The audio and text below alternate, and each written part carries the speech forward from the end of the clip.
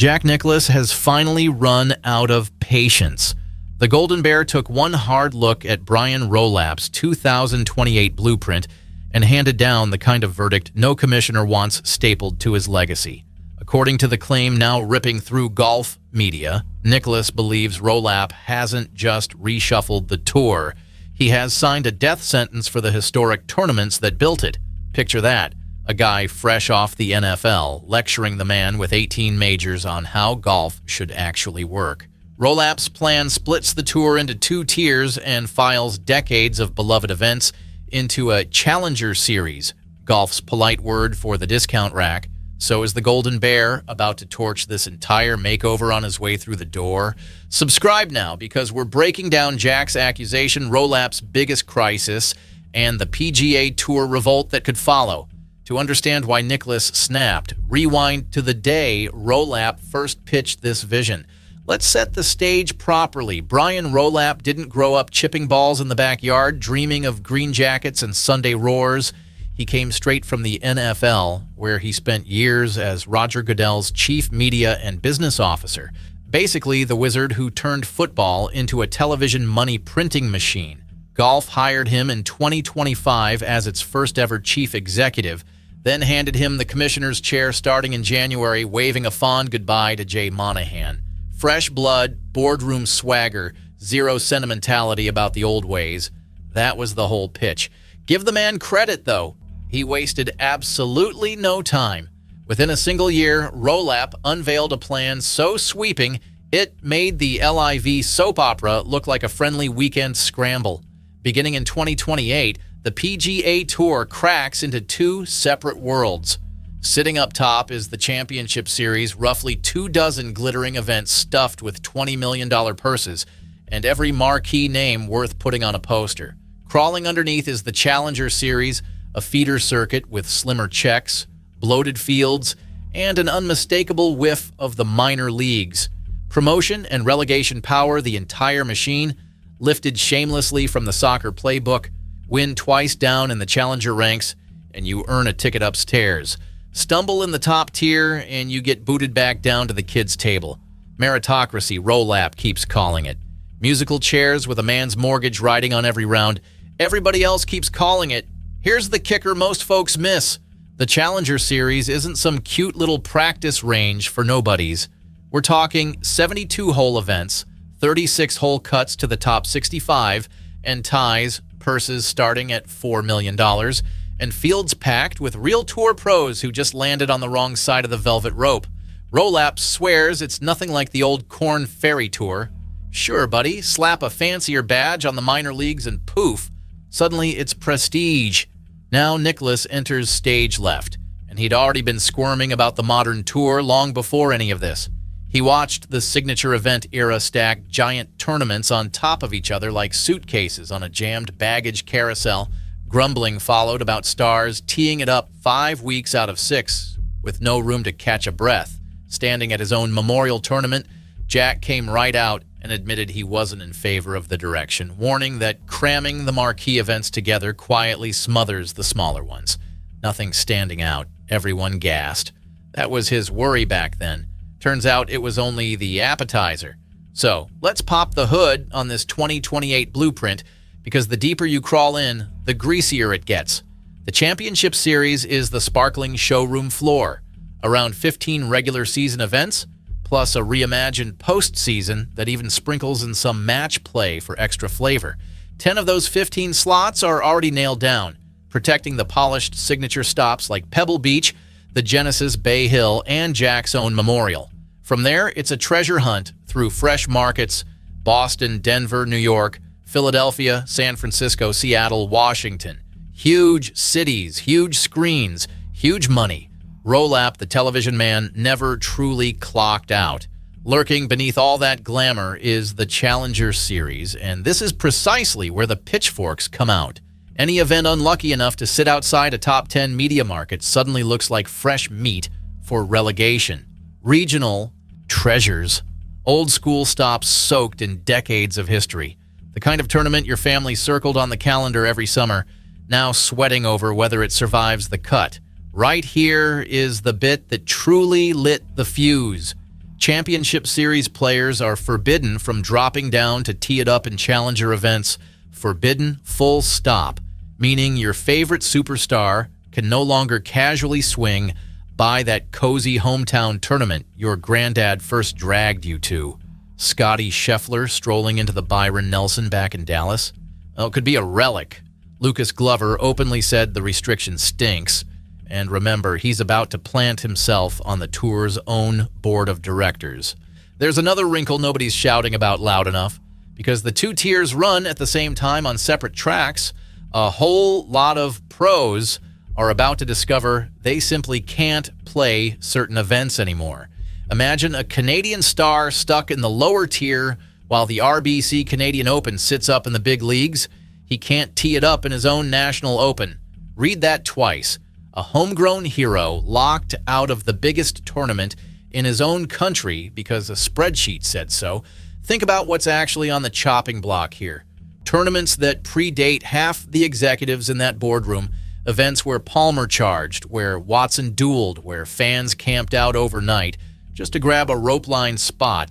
Golf isn't the NFL, where every game is interchangeable content you can shuffle around. Its magic lives in the quirks, the specific course, the specific town, the specific ghosts wandering the fairways. Rolapp's flowchart treats all of that soul like clutter to be sorted into neat little tiers. Jack looks at the same flowchart and sees a man scribbling over the sports family photo album in red marker, then calling it an upgrade. Follow the domino effect for a second. An old event loses its stars, then loses its buzz, then loses its prime television window, and eventually shrivels into a glorified qualifier nobody sets an alarm for. Nobody honest calls that modernization. That's a slow-motion funeral with a sponsor banner draped over the casket, all of which drags us right back to Nicklaus.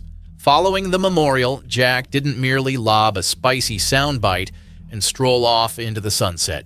Reports say he yanked Rolapp into a closed-door meeting and laid his cards flat on the table. The claim now rocketing across golf media is refreshingly blunt. The Golden Bear believes this plan doesn't gently tweak the tour. It demolishes the life's work of the very men who built it. Palmer's era, Jack's era, those tournaments the legends bled and sweated for, now shuffled into a corporate flowchart by an executive who apparently learned the game from a slide deck. Understand who's throwing the punch here, too?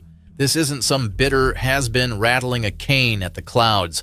Nicklaus owns 18 major championships, more than anyone who has ever gripped a club. He built Muirfield Village from his own vision, hosts one of the most respected events on the calendar, and designed courses across the entire planet. When a resume like that says the emperor has no clothes, you don't argue fashion, you go check the mirror. If this breakdown has your blood pumping, do me one tiny favor and smash that like button, because it genuinely shoves this video straight in front of every golf fan who needs to hear it. While you're at it, drop one single word in the comments describing Rolapp's master plan. Just one. Let's watch them pile up. All right, back into the wreckage. Jack isn't hollering into an empty locker room, by the way. The descent has been quietly snowballing for months, and some genuine heavy hitters are nodding right alongside him. Start with Rory McIlroy, a man beautifully allergic to biting his tongue. He glanced at the Challenger Series and branded it a glorified corn ferry, which in polite golf language is roughly like calling somebody's shiny new steakhouse a gas station hot dog. Brutal. Coming from the guy the tour proudly paraded as its loyal golden child all through the LIV war. That swipe stings something fierce. Then you've got the schedule crowd piping up. Wyndham Clark, a two-time major champ, openly sided with Nicklaus about the big events desperately needing elbow room. Justin Thomas shrugged that the calendar isn't remotely how he'd sketch it out. Even Maverick McNeely, who literally sits on Tiger's committee, admitted players shoved back hard during the marathon of Zoom calls it took to hatch this thing. Speaking of Tiger, here's the juicy wrinkle. Woods himself chairs the future competition committee that dreamed up the whole overhaul, so he's out there selling it as a thrilling new dawn, which stages an absolutely delicious standoff. Tiger in one corner, hyping tomorrow, Jack in the other, shielding yesterday. Two of the greatest to ever lace up spikes, locked eyeball to eyeball over the soul of the sport. Somebody pass the popcorn, and you know who's feasting on every second of this mess? The LIV crowd.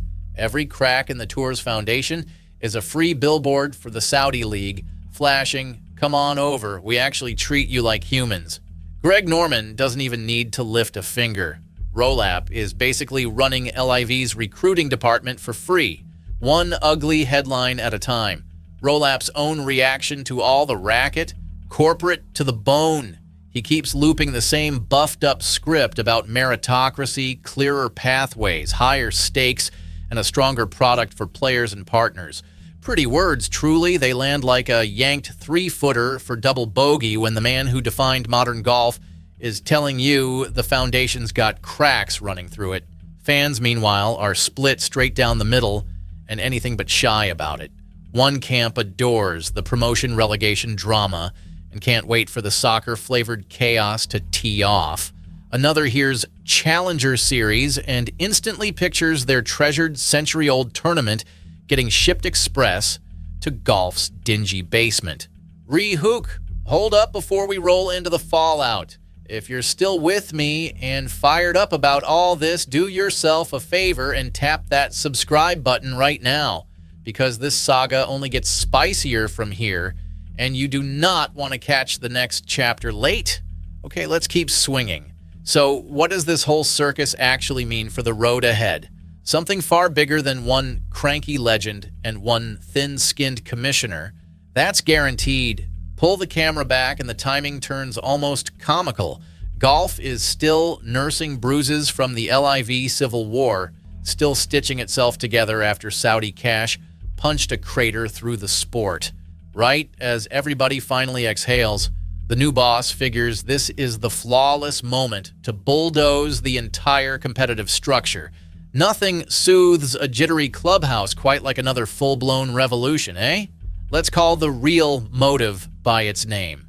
This overhaul reeks of television strategy, not player passion. Rolapp came up selling NFL broadcast rights, and he clearly eyeballed golf's sprawling, messy calendar and saw a product begging to be packaged, ranked, and sold to networks in tidy primetime chunks. Fewer stars and more predictable places equals a cleaner pitch to advertisers. Smart business, honestly. It just happens to steamroll a century of tradition on the way to the bank. Here's the awkward truth. Rolapp keeps sidestepping like a fairway bunker. Tradition isn't some line item you casually delete to fatten a media deal. Those historic tournaments aren't dead weight clogging the calendar. They're the exact reason anybody cared enough to build a billion-dollar television empire in the first place. Yank the history clean out of golf, and you're left with wealthy fellas in expensive polos poking a little ball around a field, which is a dramatically tougher sell than the marketing suits want to confess. Nicklaus feels that in his marrow. He designed courses, hosted events, and burned 60 years studying what genuinely makes fans tumble head over heels for this game. When a figure of that stature warns you're gutting the sport, brushing him off as a rusty old-timer is a spectacular recipe for looking like a clown in roughly 5 years. Fair's fair, though, so let's grant the other side its due. Rolapp isn't twirling a cartoon mustache here. The bloated old schedule really was a hot mess. Players genuinely were running on fumes, and something honestly did need fixing. A leaner, higher-stakes product could realistically hook a wave of younger eyeballs. The million-dollar riddle is whether he can drag the tour forward without torching the heritage that hands golf its entire flavor. And the fans caught in the middle, they're the ones who show up in the drizzle, stay till the last putt drops, and actually keep this circus funded. Telling them their favorite old tournament just got demoted to golf's second division is a fantastic way to test exactly how loyal that loyalty really is. Could Jack single-handedly stop this freight train? Realistically, no. The man owns a microphone, not a ballot. Still, voices like his have a sneaky habit of rallying an entire locker room behind them. Rory's already muttering, the schedule crowd is twitchy, and should all that grumbling harden into a genuine player revolt, Rollapp's gleaming 2028 fantasy might get hauled back to the drawing board before it ever strikes an opening tee shot. Here's exactly where the whole saga stands tonight. The PGA Tour is barreling full throttle toward the wildest makeover in its history, and the single most respected man in the game just parked himself dead in the road. One camp swears it's progress, another swears it's a death sentence for everything that ever made golf worth loving. Buried somewhere in that head-on collision, the next decade of the sport quietly gets decided. Now, I genuinely want to hear from you. Do you reckon Jack Nicklaus is dead right that Rolapp is torching the sport's history? Or is the Golden Bear simply an old legend refusing to accept that golf has to grow up and evolve? Drop your verdict down in the comments because I honestly read every single one. And if you rode with me all the way to here, you already know the drill. Smash that subscribe button, tap the bell so you never miss a bombshell, and fire this over to one golf fan who desperately needs to see it. This story is nowhere close to finished. The next chapter is already loading. And trust me, you will not want to miss a second of it. Catch you in the next one.